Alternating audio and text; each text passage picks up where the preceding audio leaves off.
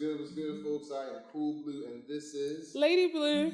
Let's be another episode of Blue Talk, episode 4. Yes. Boom, bang. So, you know what? I'll let you set this one off because is this mine or is this yours? Either way, at It's this kinda- point, it's we kinda both both. know that. I was gonna say because I know the last one was yours, but I was like, it's kind of both because we. I know, it's a little bit of both. But today we have the lovely April Cook of April Cook Salon. Hey. And I was first introduced to her through my husband with her brand Purpose Over Everything. And then as I got to know her over the past few months, come to find out she's a whole hairstylist with a salon coming soon. This is true. So this is how we met April. Cool Blue, you could tell how you met her. I think it was through Instagram. Yeah, so we met through Instagram, and I'm an IG junkie. I'm not gonna lie to you.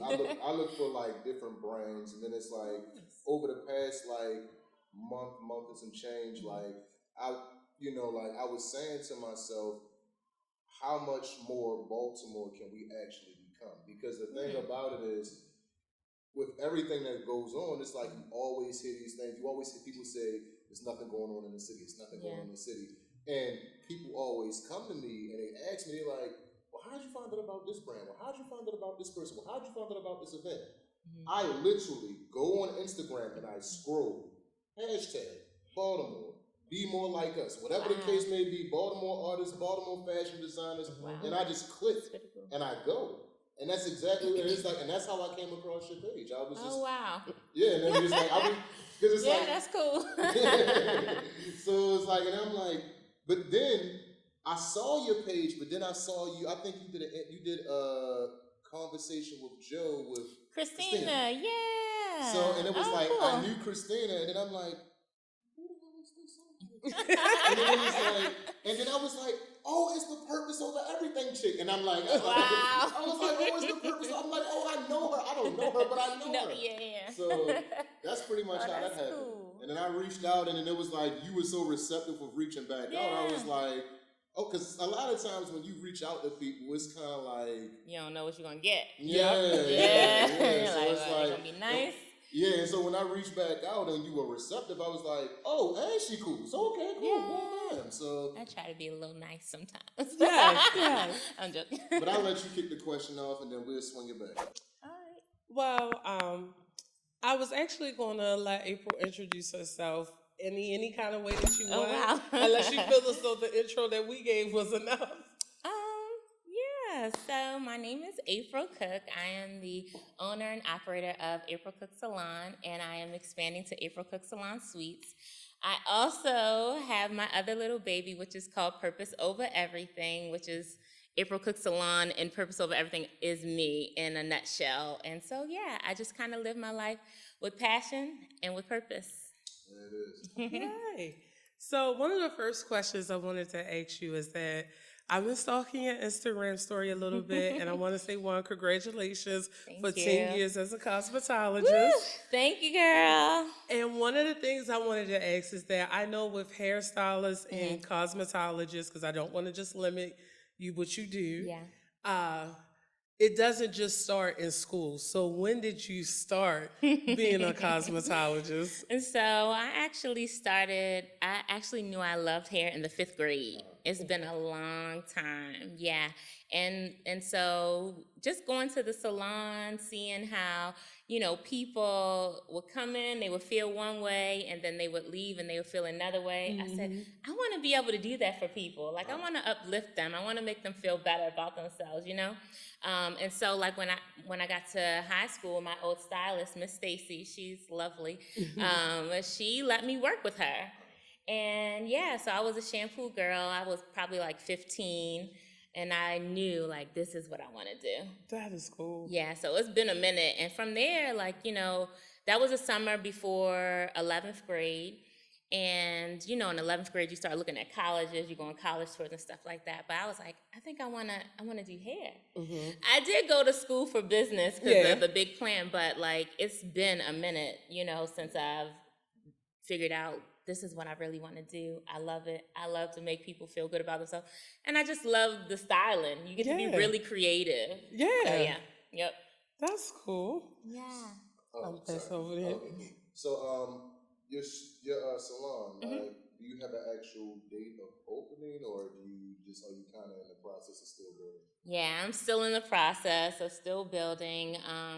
I'm actually, it's been a journey, y'all. It's been a journey. Anything worth doing is normally a journey. Exactly. Oh my God. But yeah, so like my contractors were at like the 75% mark of construction, so they only are expecting like 30 more days of work to be done. But then I have to do like my inspection with the State Board of Cosmetologists, and then I have to do interviews and stuff like that. So I'm really hoping for the end of the year, because we're in the last quarter already. Crazy, right? Yeah. It's crazy because we were just talking about, like, over the summer we were filming, and it's so crazy that, like, we're in the 4th episode, and it's like, it's like we were talking about, we kickstarting the season, and I'm like, episode 4. Wow. Like that. And it's like we're almost halfway through our recording schedule. Wow. Yeah, crazy. That's awesome. That's wild. Awesome. So one of the things I wanted to ask is, with beauty experts, I know for a lot of us, because I do makeup, the dibble dabble, it's hard to get from behind the chair. And I noticed with you, I was introduced to you initially through Purpose Over Everything. So I had no clue that you were this beauty expert until later on down the line. What made you branch out into other things besides just being behind the chair? It's funny because I feel like that started happening within the last couple of years. Purpose Over Everything is really new. I launched it in 2020. So it's a pandemic It baby. is. That was like my new little baby. But I do a lot of things. Most creatives do more than one thing, like artists and everything like that. So I don't know. I just had to make room and time to do other things that I really enjoy. And I think, to be honest, the pandemic, being shut down and like not being able to see clients and doing other things, I'm like, oh yeah, I forgot I like to paint. Oh yeah, I haven't picked up my guitar in like years and wrote a song, or like, so getting out there. You play the guitar? That's such a fun fact. Fun fact, yeah. That's so. There've always been two sides of me. Like there's been the business me, and then there's been the creative me. And I feel like me being April Cook Salon allows me to be creative behind the chair.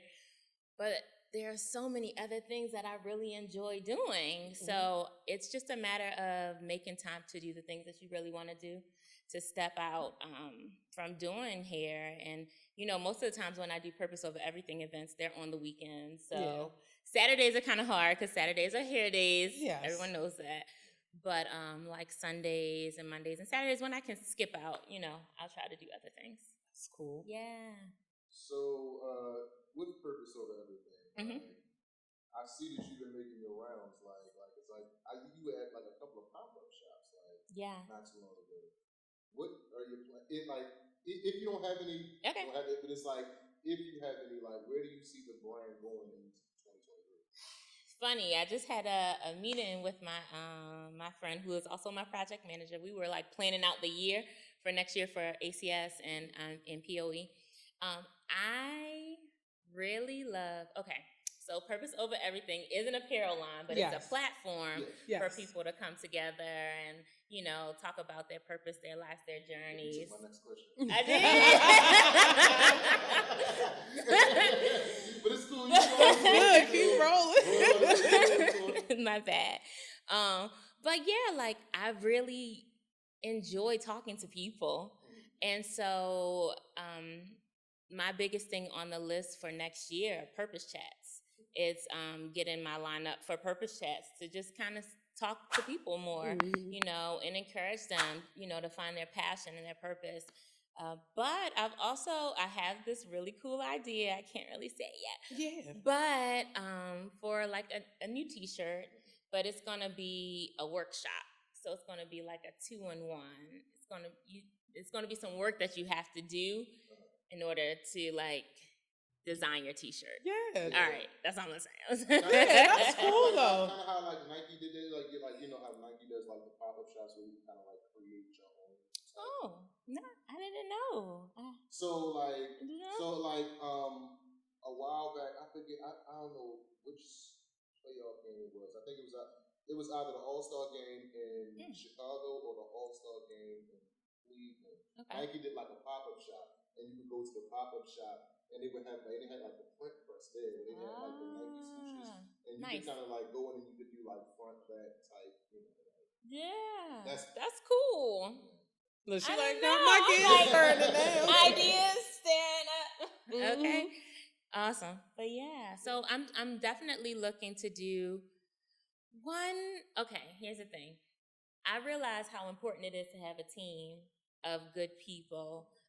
And to be honest, this year I feel like because my focus has been so much on the salon that I haven't really given as much time and energy to POE. So like I've just been doing vending events and Yeah. you know, to be honest, really seeing what people like, you know, as far as the designs and things like that. Now I know, and that helps me to move forward. So next year is really going to be about, again, purpose chats and really gathering a team so that I can really push the brand. You know what I mean?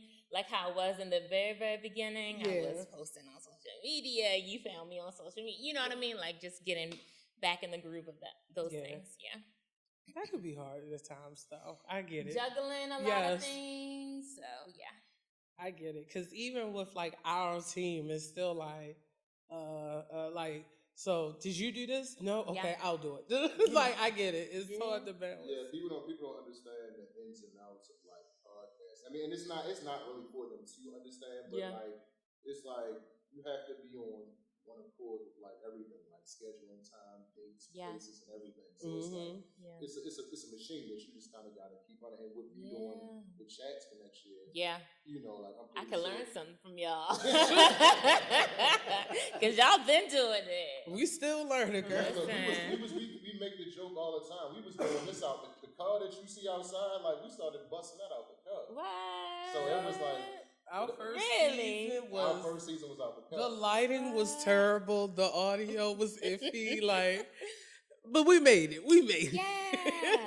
To come up. I mean, you can look back and see your progress. And honestly, that's what that's what we realistically do it for, because I'm a person where it's like time. So it's like, even with us doing this now, it's us spending time together and us doing what we love. So it's like when we go places, we go out of town, here and there, it's like we're still spending time with them. Yeah. So it's like, to me, it's like a double-edged sword. So I gotcha. Yeah. So one of the things I wanted to ask too, because again, I've been Instagram stalking and Insta story stalking. Another congratulations in order, because I saw you graduated from this big like business thing. Oh yeah. I apologize for not remembering all the details with the company and things like that. But as a business owner who's been going through this and really developing stuff, and building a salon suite is expensive. Like, I don't care how you cut it, slice it. Yeah. So I want to know, what kind of advice can you give to the next business owner to get into these types of programs that help elevate your business and make you more prepared for the world? As in, like, where to find them? Yeah, like where to find them, and maybe even a little snippet of how to present yourself. Nothing too deep, because you had to do the work and the research, but I don't think a lot of people realize that stuff is out there until they see someone else get it, you know? Yeah. So that program, so that program was 1 million black women, black in business. It was a Goldman Sachs program. I actually found out about this program because one of my clients knew that I was looking for money for the salon suites. Mm-hmm. So originally, I thought it was a grant. And to be honest, they did give us funding, so I'm grateful for that. Mm-hmm. But that's how I found out about it. That's good. Yeah, so I feel like sometimes you really just have to let people know, be honest with people about where you are in your business, where you're trying to go, because you never know who's in your circle or in your space who knows something else, or like can put you in the right direction. You really just hit on like, and not to cut you off, Yeah, but yeah. you just hit on something like really major, like being honest where you are in Yeah. the business. And the importance of networking. It is real. Yeah, because a lot of people, it's like, you'll ask them, it's like, well, I'm doing things. I'm moving places, big things. And then it's like, What you doing? How you getting there? exactly. Right. Yeah. Or just to think of like, okay, you doing it, but what's the small tip? Like Yeah. I feel like people are so quick to gatekeep instead of just, if you drop a niblet, Yeah. it's up to that person to take it further or not. It's so true. So It is. I'm telling you, that's why I was like, I know as like doing this type of things, especially on a large scale, it can be hard, whatever else. That's why I wanted to ask you that question. To be honest, I really think so. One, it helped me to be able to introduce myself, network. I mean, I talk with people every day doing hair and things like that. But being in this big crowd, getting rid of like imposter syndrome, because you're in these big spaces, these big corporations and things. You're like, do I belong here? But you do, because you're in the room. So if you're in the room, that means you belong there. But it was a game changer for me in that, and also just realizing how important it is to network, and again, just how important it is to tell people where you're at. I feel like moving forward in business and life, wherever you're going, your dreams or whatever, you need to be around like-minded people. And so like that program really helped me to be around other Black women, because it was an all Black women business program, and to be able to rely on one another, to uplift one another. That's really what I got the most out of the program, the network and business building. Business building is hard, y'all. It is. It is hard. And the amount of people who suffer, because you hit on something else, the amount of people who suffer from imposter syndrome when they get into those spaces and places, you really, really question whether or not you belong. You say that you belong Absolutely. to yourself and your group of friends, but then it's like when you get in them rooms and them spaces and places where it's business on top of business, separates the, so Oh, I'm sorry. No. I was just going to say, and the funniest thing I've realized, especially now coming across people at different financial levels, different business levels, is that people who are higher up are normally the most chill and willing to give you nuggets about business. Yes. So that's why I'm like personally, and I'm happy you brought up the imposter syndrome, because it's like, a lot of them are more relatable to you than what you realize. Yeah. Is that you put them on this pedestal mentally because you see where they at. Yes, that's so true. Because when I tell you we walked into, first of all, our orientation was in the Goldman Sachs headquarters in New York. So you walk in and you're like, this is huge. This place is huge. Like, this is the real New York? Like, am I really here? But the people who were in the program, our mentors, because they, connected us with mentors. The lady Melissa Bradley, she was one of our instructors. Everybody was just so cool, so calm. Like, oh, come up, introduce yourself to me, and tell me about your business. And they were just so nice. They were so cool. They were so helpful, and like. I feel like you have to get out of your own head in order to just exist in this space. Again, because you deserve to be there, you're there. So, a lot of people have a lot of nuggets. All right. So, your final question. Okay, so my final question is not going to be so businessy, so we can all relax. When it comes to hairstyling, do you have an idea of what trends are coming down the pipeline? Because, again, from Instagram stalking, I have no problem saying it. I noticed that a lot of your clients I've been seeing as of lately have locks and natural hair.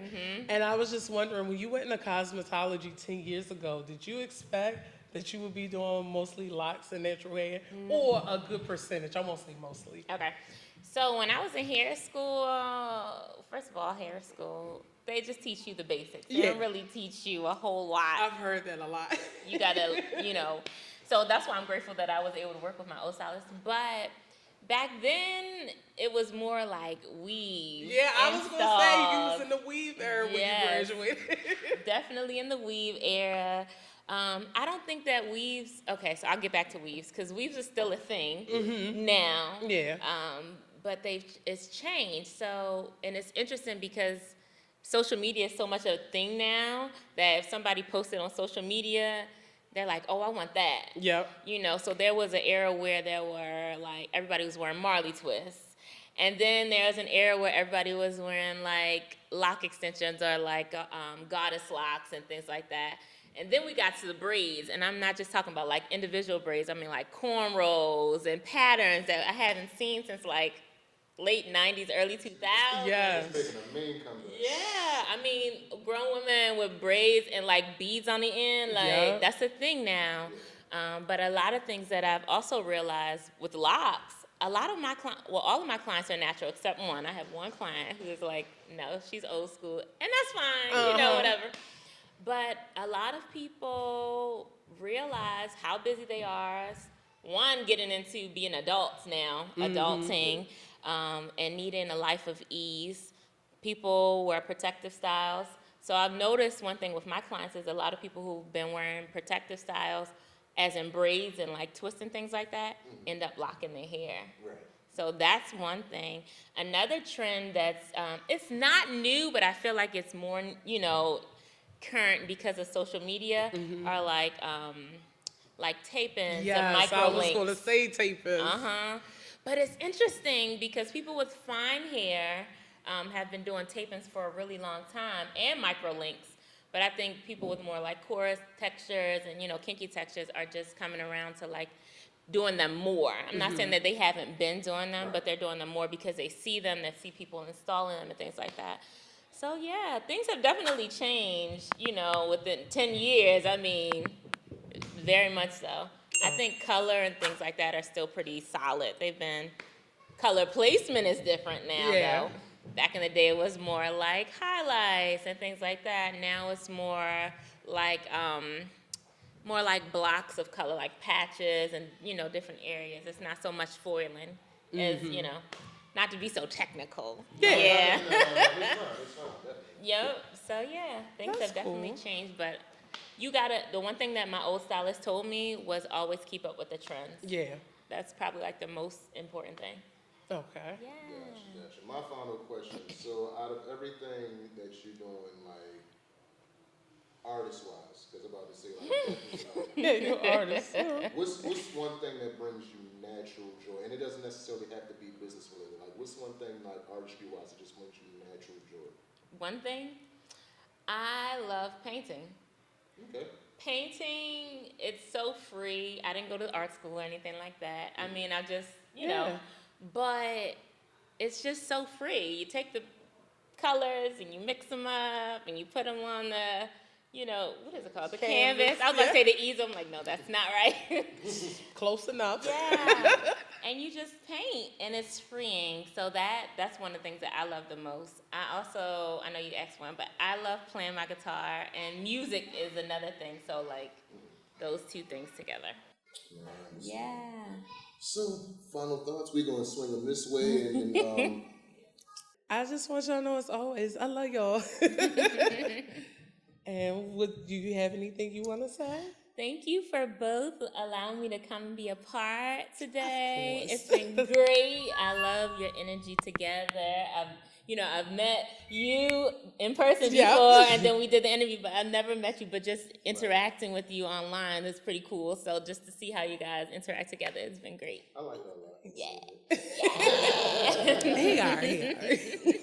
But like I said, my final thought is going to be, like I say, always say, time is currency. How you spend your time, how you spend your money, how you spend your energy is a reflection of you. Be kind to one another, love on each other, and know that this life is short. Yeah. And if you hear our neighbors, that's because we're recording in a different spot than normal. But as always, we like to thank Poe's home currently, which is Ashley V Studios. But other than that, we love y'all. Bye. Bye.